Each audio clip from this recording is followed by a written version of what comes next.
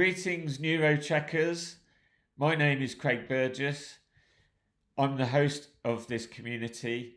People who know me well address me as Craigie B. As a member of this internet space, you're welcome to address me in this manner too. This is my personal introduction and recent backstory going back to 2019 that illustrates how I came to a point in my life where I wanted to launch this community. This video is not about the vision, mission and values of this community. I will cover that in other videos elsewhere or other written content. This video is more about how I got here and therefore how this internet space came to be. By necessity, as an introductory video and recent backstory, it leaves out a lot of stuff. So I will be sharing many more aspects of my life and journey to this place in the days, weeks and months ahead. But here is the recent history outlining how I came to be launching this community. So here goes. In late February 2019, I found myself needing to call an ambulance because I was really quite distressed, both physically and mentally, emotionally too. Within a few short months, my health had disassembled in dramatic fashion. I had descended from being a fully able-bodied person to quite seriously disabled. Within that incredibly short time span of just a few short months, I had suddenly developed the following non-exhaustive set of troubling symptoms. Neither of my legs could support my body weight. My right leg was so unresponsive, the only way I could move it was by shoveling it around with my hands. I had sensory loss from the chest down.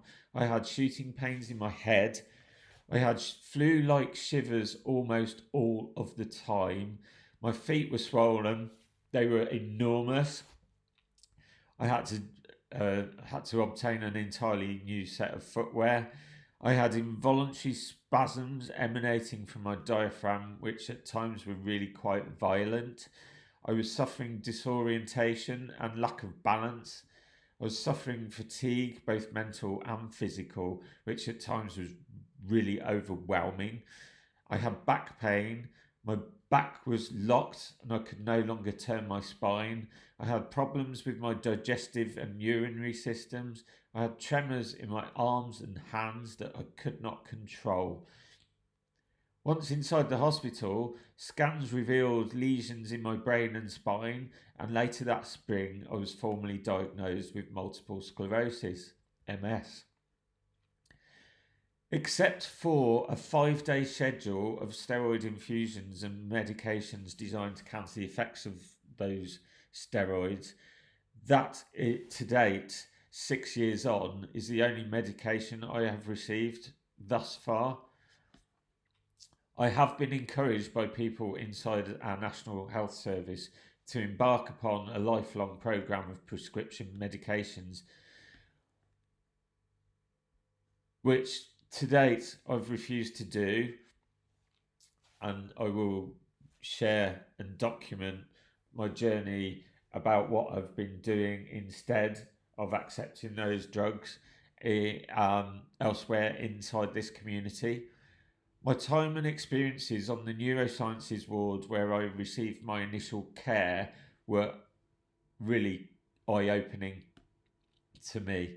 Despite how unwell I was at the time, I found myself deeply affected by the suffering of people in the ward around me. This, despite the fact I never actually saw any of the other patients face to face. The reason for this was that I was fortunate enough to be assigned to a private room shortly after I arrived on the ward. So this sounds great, and in its way it was, although I wasn't allowed to close my door, so it wasn't as private as maybe it sounded. Which I mentioned because the noise on that ward was insane, literally insane.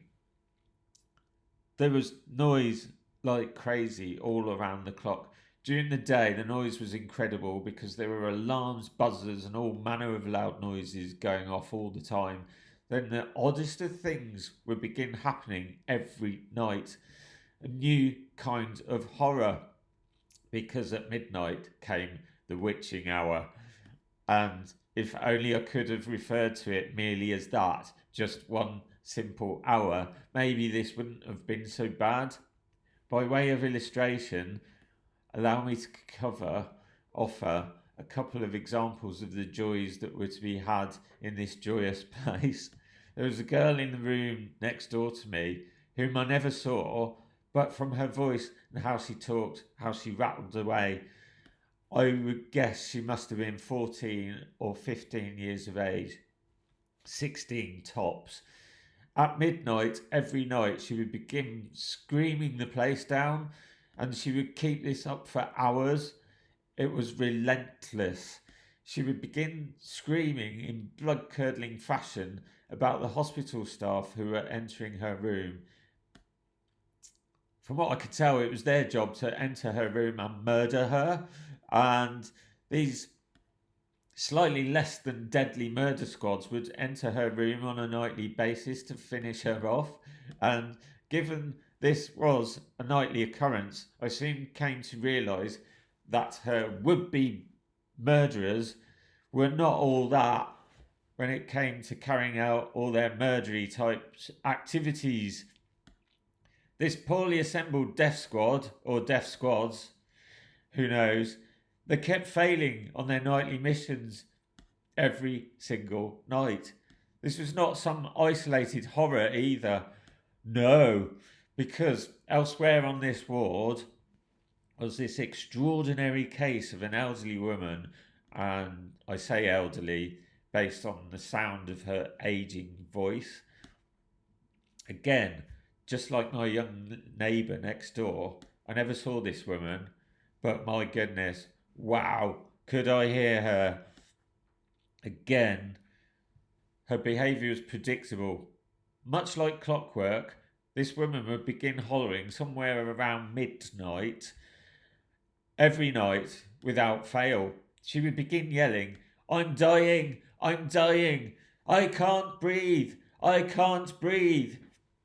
This went on for hours, every night, from around midnight through to the early morning hours. And much like my closest neighbour, the victim of the most poorly trained death squad in the history of death squads ever, this elderly lady, bearing in mind, for someone who could not breathe, was able to sustain this lung-busting feat of yelling for several hours at a time. An Olympic athlete would have done well to match her. It was extraordinary. From the sound of her voice, this poor woman was absolutely terrified. And these were just two examples of many of the sounds and horrors occurring on this ward. This place was just full of tormented people whose minds were playing cruel tricks on them. These scenes of torment managed to repeat themselves night after night. I began to notice this ward was deafening in different ways as the hour hand circled the clock. The noise was so loud it took 3 or 4 days for my hearing to return to normal after I returned to the familiar surroundings of a quiet and peaceful home. This relatively brief life experience 6 years ago, which lasted only 3 weeks, thank goodness, shifted my life perspective in so many ways, and indeed my desire to help and serve others. I began thinking I must make a bigger impact on the world. I just didn't know how I was supposed to do this. I just knew I had to figure it out. I would end up spending the next few months reflecting on this and considering this challenge I'd mentally set for myself. But first, I knew I must get better. I found myself doing a number of things in a bid to do that. I'll only mention a couple here. Physiotherapy was one of those things. My physiotherapist was great. I loved the work we did together. And it turned out she, through discussions that we had together, felt it was a good idea, if I was up for it, to refer me to a colleague of hers inside our National Health Service, a neuropsychologist who worked with people living with neurological conditions like mine. Of course, I said yes. I was intrigued to know more and to see what I would be able to learn from this man. So, in the spring of 2019, after receiving my formal MS diagnosis, I visited this man. And thanks to the time we spent together, I adopted a number of other non-pharmaceutical strategies in a bid to get better. In our first session together, he impressed me enormously with the skillful way he took me back from the present day all the way back to the mid-90s. And I found lots of light bulbs coming on in my mind. And by the end of our session, I figured out that he already had a good idea of the patterns he was seeking from my personal history. The main thing he was seeking to pinpoint, it turned out, was whether there was a correlation between my biggest unwelcome health events from the past and this thing called stress. Once he knew that I could clearly see a link between my biggest health issues from my past and extended periods of stress, he became extremely animated. He was a very excitable and shouty man, which was something I really liked about him. Having learned about my history and noticing I was something of a workaholic, he almost yelled at me. We all have our weaknesses. For me, it's my knees. Unfortunately for you, yours is your brain. If you want to stay out of hospital, you cannot work around the clock. You cannot be a workaholic. You need to manage your exposure to stress, or you really will end up back in hospital. He also told me, I've been interviewing people like you for more than 30 years, and the thing that puts all these people in hospital, it's always the same thing. It's stress. He began suggesting things I should be trying, such as meditation and other things. And I won't list everything in this short video. What I can tell you is that I was lapping it all up, because all the things he was suggesting were not only things I had done but stopped doing in the past. They were things I had previously enjoyed doing, meditation being precisely one of those things. One of the biggest life changes I made shortly after our first session that has allowed me to remain stress-free has been the act of strictly focusing on one thing at a time. Yes, gone was that thing called multitasking. And this one thing has made life so much simpler and less exhausting. I used to pride myself on my ability to multitask, to quickly flip from thing to thing to thing. But now I see it for what it is, a threat to my health that needs to be carefully managed. My mind used to race from one thing to another, to another, to another. My mind was constantly racing. Learning the discipline to stay focused on one thing at a time has been life-changing for me.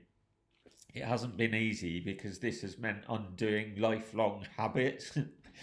I can't prove this, of course, but I honestly believe this is one of the most important life changes I've made since 2019. I'm certain this has been helpful to me in managing my condition. I know this sounds simple, but I did not find the transition easy. After all, this precious gift we call life isn't meant to be easy.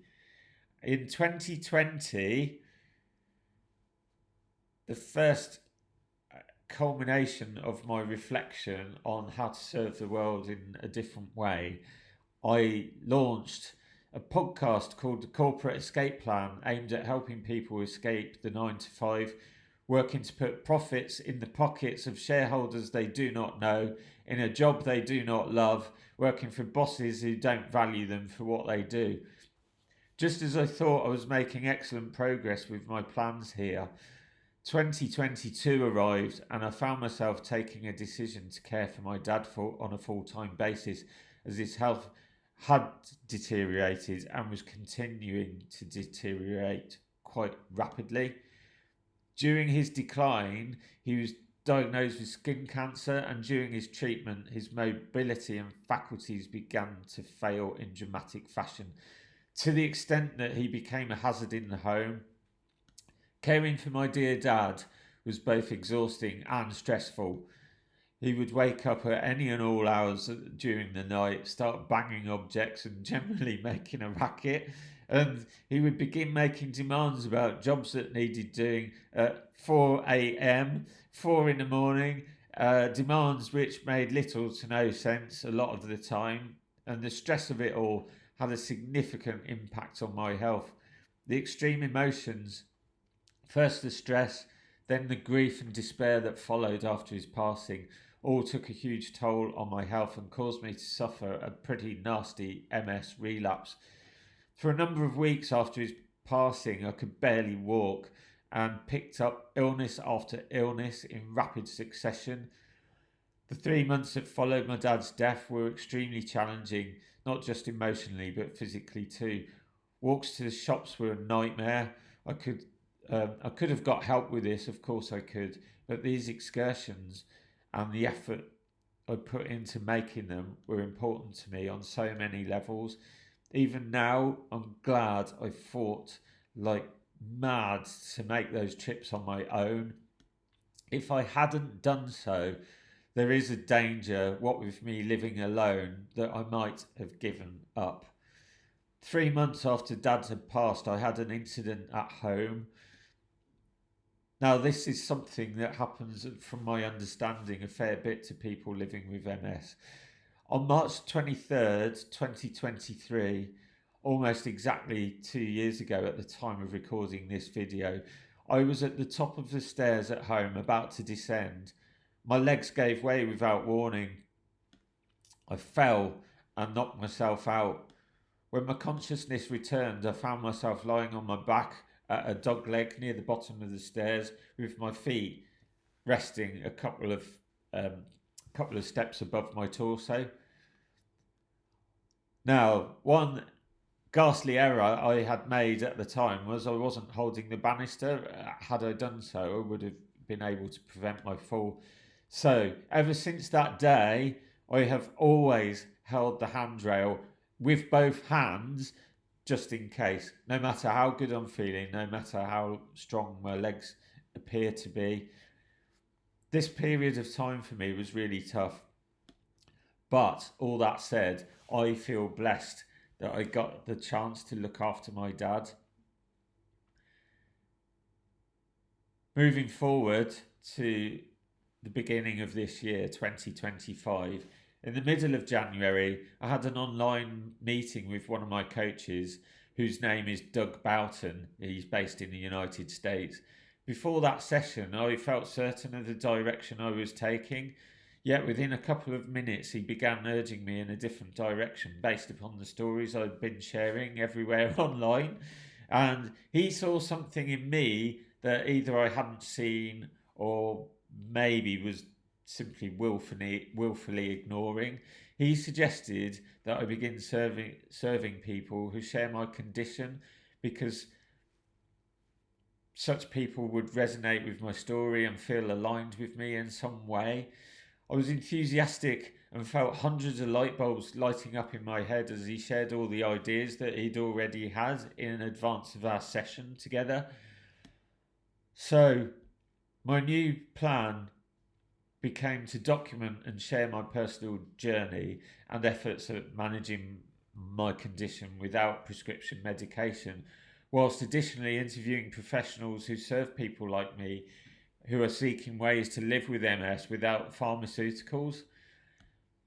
There is lots of people around the world attempting to do this for various reasons. Some people merely want to avoid the drugs. Some people take them but hate the side effects. They're seeking another way. Some people want to feel as normal as possible and avoid the potential that medications could be masking things that they would prefer to be consciously aware of. Lots of people, lots of reasons. So my plan became to envision and launch a community for people who wish to explore a drug-free approach to managing MS, to share their journeys, what they are doing, the things they're trying within a support network of people aiming to discover whether such a thing is even possible. There are lots of people in the world who believe that it is. The next morning, after this coaching session, however, I found myself waking up, and as I began thinking about the actions I needed to take to make this new plan a thing, to bring it to reality, I found myself experiencing some extremely disconcerting physical turmoil. My nervous system was kicking hard against all the ideas that I had found so compelling the previous day. Now that I had begun considering and imagining in my mind's eye taking the action in order to implement. So that particular Wednesday, it being a Wednesday at the time, was a truly scary day for me. I found my body opposing this new course of action so incredibly violently that I almost backed away from the idea, from the plan. I began to realise this was my nervous system trying to keep me inside my comfort zone, doing its best to keep me within familiar territory. Thanks to a moment of pure fortune, someone else appeared in my life. Her name is Tiffany Toombs Clevenger, who specialises in helping people get their nervous systems out of their own way. Within a few short weeks, I had experienced 3 significant sets of beneficial shifts in my condition and general sense of well-being. Thing number 1, I've experienced a major shift from an almost constant state of stress to an almost equal and opposite state of peace and calm. I know this won't last forever, but what I also know is that thanks to Tiffany, I now have a tool set of things that are of skills that I'm able to apply to keep things under control and to keep myself out of hospital without the drugs. That's my belief anyway. So long as I maintain my discipline and apply the things that I've learned on a regular basis as the need arises. That's my belief. That's what I choose to believe. And by documenting my journey here inside this community, we'll all get to find out what works together. And of course, I always have the fallback option of going on to the drugs if all else fails. Thing number 2, the second set of benefits arising from my latest discoveries is how much room I suddenly feel inside of myself to be productive on a scale I haven't experienced for somewhere in the region of 25 years. The resistance I've often experienced pulling against my efforts to expand my life to move forward in new directions is now greatly diminished. Thing number 3, the third major set of benefits I've experienced as a result of the work I've done on myself in the last couple of months is that my physical balance and general motor abilities have improved dramatically within the space of just a few short weeks, a couple of months tops. Of course, none of this has happened in a straight line. Nothing in life happens in a straight line. It never does. There's always peaks and troughs along the way. But the one thing I've noticed is that over the last couple of months, the peaks and the troughs are both climbing as my abilities and scope to do things improves. Now, one thing I must declare at the time of recording is that I did experience a bump in the road, which lasted a few days. As a result of overdoing things physically, one stage last week, I did suffer overwhelming fatigue for 2 to 3 days afterwards, and that I must declare that being as it's happened so recently, as a blip that needs to be recognised, and therefore that my progress needs to be mapped against that as well. Now, in conclusion to my initial introduction, here's a little about my plans for this community. One of the things I'm planning to do here is to share and document my journey, the things I'm doing to manage my condition. But it's also my intention, my aim, to bring in some of the amazing people who've helped me on my journey, and also other professionals who are helping people like us with neurological conditions as expert guests. There's amazing discoveries happening in the fields of neuroscience and neuropsychology that include advances in understandings about neuroplasticity, how we can mould our brains and wider neurology to advance our abilities and to recover from illness and injury. There's some remarkable people leading us into brand new worlds of possibilities, and I'm thrilled to be setting out to share what I'm doing to um, to discover what I can about managing my condition without the need for pharmaceuticals. The drugs are always an option for me to fall back on if the need arises, but I'm determined to see if I am able to make it into old age without the meds.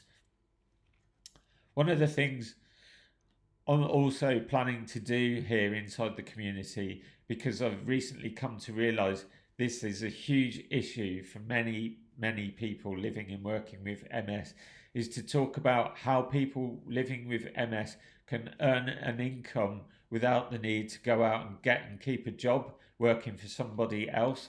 So I also plan to bring in expert guests who can share with our members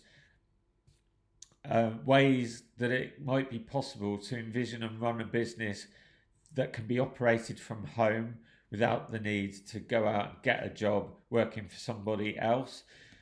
I also want this place to become a support network for members to hang out together to help and support one another in achieving their life goals. Our condition doesn't not need to define us. I want everybody here to still be able to dream, believe, and achieve together as a community, working together in harmony. This is me. This is my mission, and I hope you will join me for the ride. And I look forward to sharing this, you and I, sharing this journey together. I'll speak to you soon.